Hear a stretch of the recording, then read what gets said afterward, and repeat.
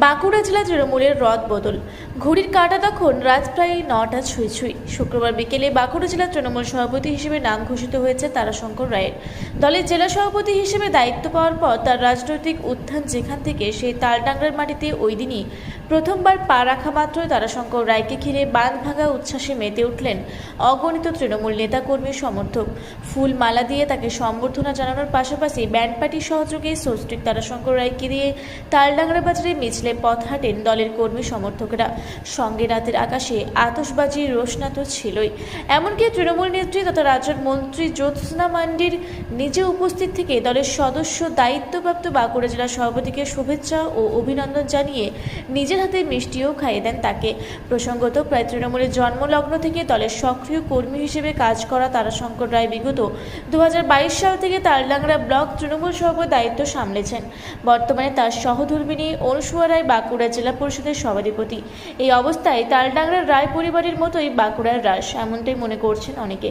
এরপরে সাংবাদিকদের মুখোমুখি হয়ে বাঁকুড়া জেলা তৃণমূলের সদ্য দায়িত্বপ্রাপ্ত সভাপতি তারাশঙ্কর রায় বলেন, আমার দায়িত্ব পাওয়ার সাথে সাথেই আমার কর্মী ভাইদেরও অনেকখানি দায়িত্ব বেড়ে গেল। এখন 2026-এ 6টি বিধানসভা কেন্দ্রের জয় ছিনিয়ে আনাই লক্ষ্য। তবে দলের বুথ সভাপতির দায়িত্ব থেকে কাজ শুরু করে এখন জেলা সভাপতির মতো গুরুত্বপূর্ণ দায়িত্বে অতীতের মতো এবারও সকলকে সঙ্গে নিয়ে তিনি চলবেন বলে জানালেন। আপনার যেখানে ব্লক সভাপতির দায়িত্বে সেই এলাকায় আসতে শত শত মানুষের একটা বিশ্বাস আপনাকে ফুলের মালা দিয়ে বরণ করে নিল, পুষ্প বৃষ্টি দিয়ে বরণ করে নিল, এমনকি আতশবাজি দিয়ে উল্লাস কি বলবেন? আমার ছোট ছোট ভাইরা তো, আমার স্নেহের ভাইরা তো, তাদের আনন্দ হয়েছে, দাদা একটা দায়িত্ব পেয়েছে, সেই দায়িত্বে দাদা সামলাবে, তাদের একটা আলাদা উচ্ছ্বাস। আমার পরিবার তো সব, আমার তৃণমূল কংগ্রেসের একটা পরিবার, সেই পরিবারে আমার ভাইরা আনন্দিত। দাদা জায়গা পেয়েছে, দাদার দায়িত্ব বেড়েছে, তার সাথে সাথে তাদেরও দায়িত্ব বেড়েছে যে দলকে কি করে ইয়ে করবে, তাদেরও প্রচুর দায়িত্ব বেড়ে গেল। যারা আজকে উচ্ছ্বাসে উন্মাদনায় মত্ত হয়ে গেছে তাদের আরো দায়িত্ব বেড়ে গেল। দাদাকে 6টা বিধানসভা জিতাতে হবে, সবাইকে সঙ্গে নিয়ে সবাইকে সাথে করে 6টা বিধানসভা 26-এ জিতাতে হবে। এই উন্মাদনায় ভেসেছে যেমন কাজের মধ্যেও ভাসবে তারা, তার জন্যই আজকে এত উন্মাদনা।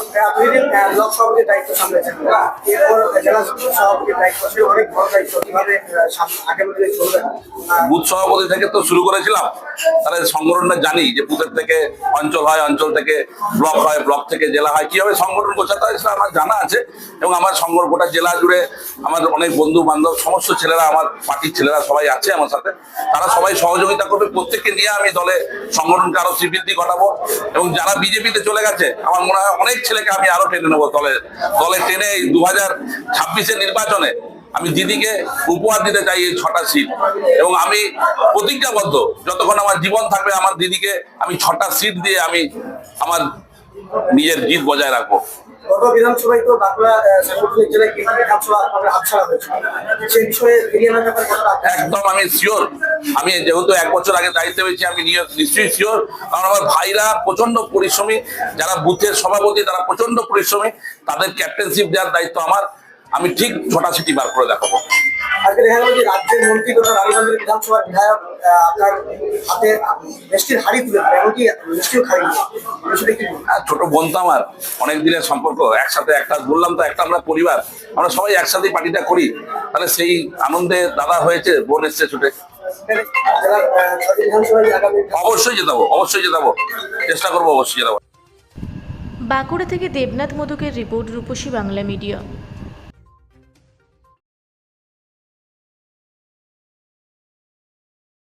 পুরা ব্লকের লধুরকা গ্রামের অদূরে অবস্থিত দৌলত পাবলিক স্কুলের দখলে থাকা বেশ কিছু জমি নিয়ে শুরু হয়েছে আইনি জটিলতা। 1197 দাগের যে বেলাবহল মৌজা এবং 2239 দাগের যে লধুরকা মৌজা, এই দুটো জমি আপনারা প্লিজ কেউ কিনবেন না, কারণ আপনারা বিপদে পড়তে পারেন, আইনি একটা লড়াইতে পড়ে যেতে পারেন।